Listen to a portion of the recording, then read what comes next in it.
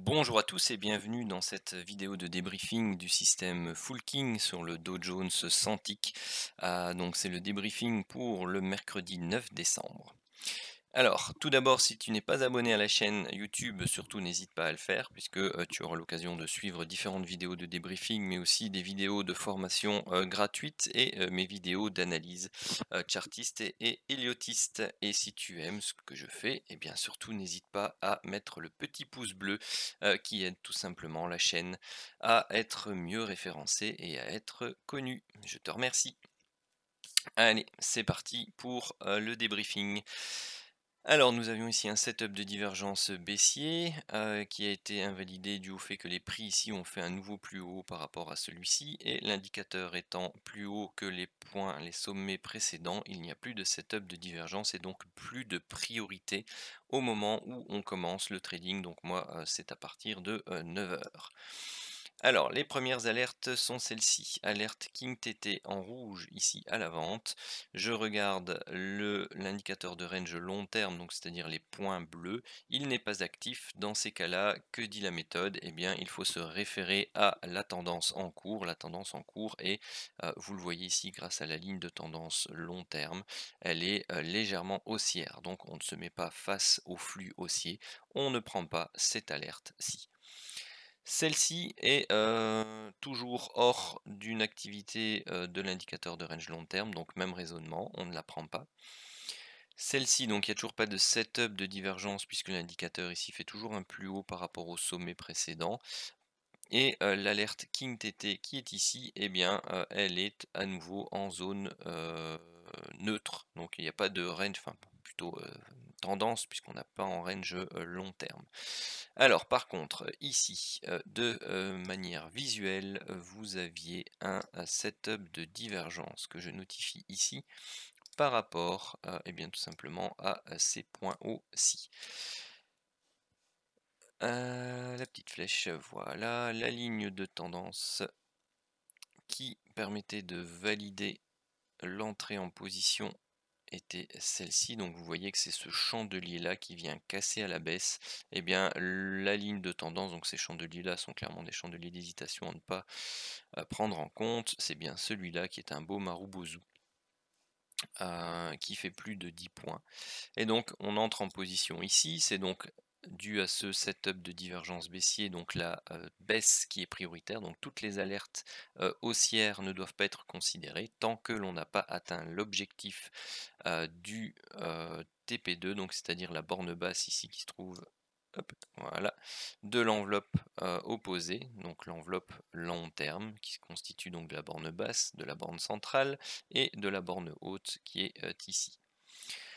Ou que l'on fasse de nouveau des plus hauts par rapport au sommet ici qui valide donc le setup de divergence.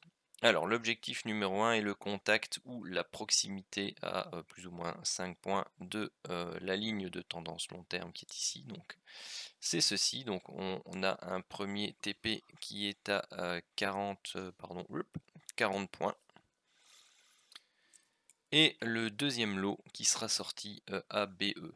Pour rappel, la manière de procéder, c'est on travaille toujours avec deux lots sur les setups de divergence, TP1 ici, TP2 borne opposée, et on met le deuxième lot à BE lorsque l'on est, eh bien tout simplement, on a réalisé le TP1.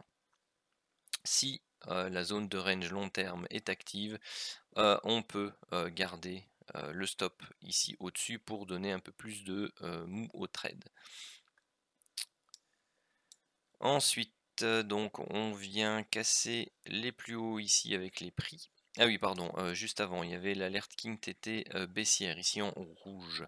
Donc elle est dans le même sens que le setup de divergence baissier qui n'est pas encore terminé. Donc sa priorité est toujours valide.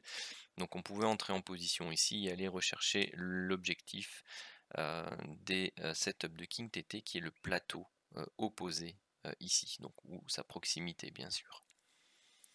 Donc on pouvait établir 15 points.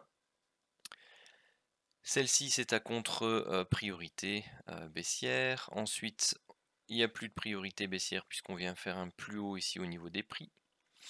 On a un setup de divergence qui se matérialise au niveau de l'indicateur. Hop, la ligne de tendance est celle-ci. On break ici. Et donc on a toujours notre stop loss qui est de plus ou moins 65 points. Donc hop, on fait... Ah, il n'a pas prise. Hop là, voilà. On monte, on fait plus ou moins 35 points et ensuite on va rechercher l'objectif 1 à 40 points et l'objectif 2 ici à 105 points.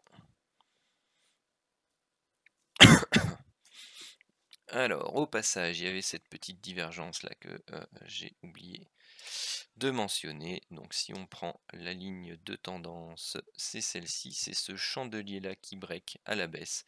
Donc on pouvait entrer en position. Et ici, bon, bah, on n'atteint pas l'objectif 1. On a notre stop qui n'est pas violet. Et on a donc un objectif 1 à plus ou moins 15 points. Et ensuite un objectif 2. Donc un TP2, pardon. On n'est pas repris. Donc un TP2 qui est ici autour des 80 points.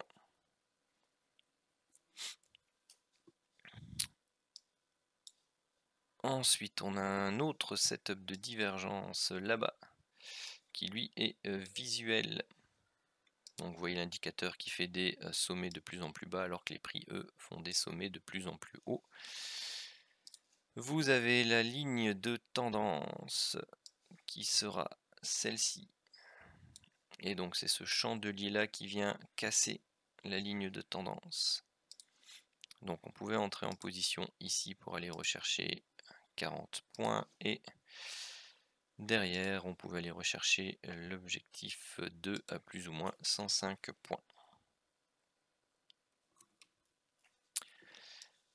Hop là, les alertes divergence haussière qui sont là, on ne les prend pas puisqu'on est toujours face à une priorité de setup baissier. Pareil pour l'alerte King TT ici.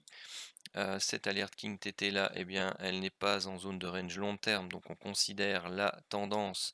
Clairement, la tendance en cours était neutre et on commence à baisser. Hein. On voit ici donc l'amplitude baissière des cours, donc on ne se met pas face à cette baisse. Ensuite, on attend.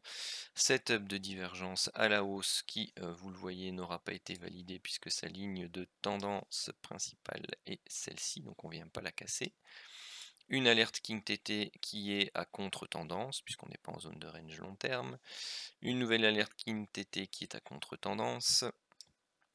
On a éventuellement, oui, on a le setup de divergence des deux creux majeurs ici. Hop là. Hop là, qui peut être envisagé. Et donc vous avez la ligne de tendance à breaker qui est en fait celle-ci. Et donc elle est breakée par ce chandelier qui est ici. Alors qu'est-ce que ça donne? Tout simplement on monte, on baisse, on monte, on baisse, et puis on finit par aller rechercher ici l'objectif 1 à 30 points. Alerte baissière du King TT, on la prend pas. Alerte haussière du King TT, on est dans le même sens que de setup de divergence, donc on peut la prendre. On va rechercher l'objectif qui est le plateau opposé et qui est donc celui-ci et qui donne 25 points. Et pour le lot 2, vous le voyez, on va être pris à BE. Ensuite, on annule la priorité haussière ici, puisque on va faire un nouveau plus bas. Ici, on avait une alerte à l'achat qui pouvait être prise, puisqu'on est dans le même sens que le setup de divergence, mais comme vous avez ici un setup de divergence qui est annoncé, eh bien, c'est lui qui est prioritaire et on doit donc attendre sa validation. Ce qui nous oblige à ne pas considérer l'alerte King TT ici. Alors les setups de divergence baissier qui sont là, vous avez la ligne de tendance qui est ici et qui donc n'est pas validée. Et ensuite vous avez pour celui-ci, on a un plus bas qui est fait, donc on a une invalidation directe et ensuite il n'y a plus de setup de divergence. Vous avez l'alerte King TT ici qui n'est pas en zone de range long terme, pardon. Donc on regarde la tendance est baissière à neutre, donc on ne se met pas face au flux. Vous avez l'alerte qui est ici, pareil, pas en zone de range long terme, donc on ne se met pas au flux qui est baissier à neutre. Celle-ci, pareil. On surveille les setups de divergence. Les setups de divergence ici, non validés à chaque fois, puisque la ligne de tendance, vous la voyez, est guidée par ces deux sommets là. Celui-ci, donc on ne valide pas la cassure de la ligne de tendance. Plus de divergence, à moins qu'il y ait la divergence entre les deux creux majeurs ici. Voilà. Hop, entre ce creux-là et ce creux-là. Donc là, il y a... Hop, et vous voyez, la ligne de tendance, elle passe par ici, elle passe par là. C'est ce chandelier-là qui break. Et ici, eh bien, tout simplement, on a pris position, on est monté, on est descendu, on est monté, on a laissé du mou et on se fait stopper tout juste. Donc là, c'est un stop à moins 65 points.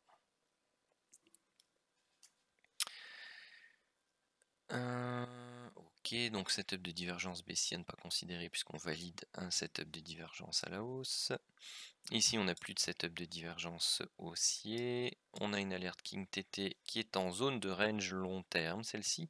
On est en zone basse de l'enveloppe long terme, donc on peut entrer en position à l'achat. Hop là, on entre en position ici et on va rechercher le contact avec le plateau opposé qui fait plus ou moins 40 points. Ensuite, setup de divergence baissier, mais la validation se fait dans la zone grisée, donc à ne pas considérer. Toutes les annonces ou toutes les alertes qui sont validées en zone grisée, donc c'est en milieu entre guillemets de range, donc on ne travaille pas en milieu de range dans la méthode du Full King sans tick. Ici, setup de divergence à la hausse qui est invalidé puisqu'on fait un plus bas ici. Là, on n'a pas de setup de divergence. Si, on a un setup de divergence en cours, donc on ne doit pas considérer l'alerte du King TT, mais celle du setup de divergence qui est celle-ci. Validation dans la zone grisée, donc on n'en tient pas compte. Et puis, je crois que tout le reste se passe dans la zone grisée jusque 21h30. Hop là. Ok, ça termine donc le débrief pour cette journée. Et là, je vais remettre mon tableau Excel. Le débriefing pour la journée du 9 décembre. Alors faisons le bilan de la journée. Donc, 40 plus 15 plus 40 plus 20 plus 40 plus 30 plus 25 moins 65 plus 40. On a donc 185 points possibles pour le TP1 avec 1, 2, 3, 4, 5, 6, 7, 8. 8 trades gagnants, 1 perdant, aucun BE. Et vous avez ici 15 plus 105 plus 80 plus 105 plus 25 moins 65 plus 40. Nous avons 305 points possibles pour le TP2 avec 1, 2, 3, 4, 5, 6 gagnants, 1 perdant et 2 BE. Voilà qui clôture le débriefing pour la journée du, je ne sais plus, enfin du 9, du mercredi 9 décembre. Merci pour votre attention, pour le visionnage, et je vous dis à la prochaine vidéo.